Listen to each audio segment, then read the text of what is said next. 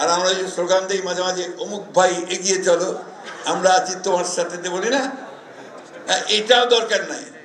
আমাদের ভাই একজনই, তারেক রহমান, তাই না?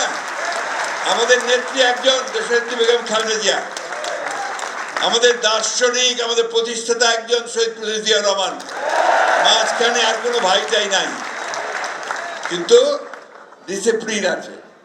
আজকে আমাদের ছাত্রদলের নেতা রকিব, রাসেল, অন্যান্য নেতা যারা আছে, তাদেরকে সবসময় মেনে চলতে হবে, সব জায়গায় নেতৃত্ব মানতে হবে, অর্থাৎ একটা সুসংগত রাজনৈতিক দল গড়ে তুলতে হবে, এবং সেটা আমাদের চিন্তার মধ্য দিয়ে।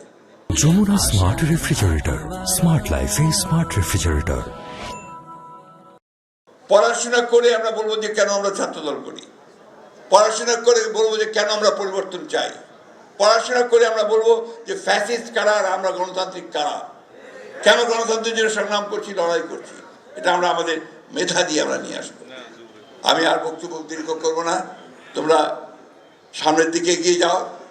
তোমাদের সামনে এখন নতুন জগৎ, নতুন দিগন্ত। এই দিগন্তে তোমাদের নতুন করে অবস্থান নিতে হবে, তোমাদের ভবিষ্যৎকে তোমাদের তৈরি করতে হবে, ছাত্রদলকে নেতৃত্ব দিতে হবে ছাত্র রাজনীতির ক্ষেত্রে। এটা সবসময় মনে রাখবে। এটা একটা বড় শিক্ষা প্রতিষ্ঠান ভিত্তিক সংগঠন গড়ে তুলতে হবে, শুধু মহল্লা ভিত্তিক সংগঠন করলে হবে না। শিক্ষা প্রতিষ্ঠান ভিত্তিক সংগঠন যদি না করো তাহলে কিন্তু হবে না। ওই শিক্ষা প্রতিষ্ঠানে তোমাকে নেতৃত্ব দিতে হবে, ওই শিক্ষা প্রতিষ্ঠানের সংসদ নির্বাচনে জয়লাভ করতে হবে, ওই শিক্ষা প্রতিষ্ঠানে তুমি সাহিত্য প্রতিযোগিতায় এগিয়ে যাবা, এক্সটেম্পোর স্পিচে এগিয়ে যাবা। এই বিষয়গুলো না হলে তোমার যে বিকাশটা হবে না। আসো, আমরা ছাত্রদলের নেতৃত্বে সেই জিনিসগুলো দেখতে চাই। যখন তারা এই ধরনের কোনো কর্মসূচি নেবে, আমি মনে করবো যে সেটা জাতির জন্য, আমাদের ভবিষ্যতের জন্য সবচেয়ে বড় হবে। কারণ তোমরাই তো হচ্ছে ভবিষ্যৎ, তোমরা এই দেশের সমস্ত কিছু তৈরি করবে। চাকরিতে বলো, রাজনীতিতে বলো, অর্থনীতিতে বলো, ব্যবসা বাণিজ্য প্রসারের ক্ষেত্রে বলো, তোমাদেরকেই সেই নেতৃত্বটা সামনে নিতে হবে। আমি সব শেষে আবারও ছাত্রদলের যে সাফল্য সেটা কামনা করছি, আর এই প্রত্যাশা করছি যে ছাত্রদল বিএনপিকে নেতৃত্ব দেবে, এইভাবে সে তৈরি হবে, এইভাবে সে নেতৃত্ব তৈরি হবে।